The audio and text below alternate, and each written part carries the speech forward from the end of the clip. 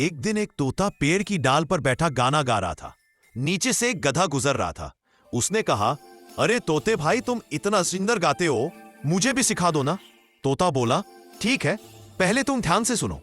गधा बोला, ठीक है, कान खड़े कर दिए। लेकिन जैसे ही तोते ने गाना शुरू किया, गधा भी जोर से ढेचू ढेचू करने लगा। तोता हंस पड़ा। भाई, गाना दिल से आता है, जोर से नहीं। गधा शर्मिंदा हुआ और बोला, अब मैं पहले सुनूंगा, फिर सीखूंगा। और दोनों की अच्छी दोस्ती हो गई। सीख, बिना सीखे कुछ भी करने की जल्दी नहीं करनी चाहिए।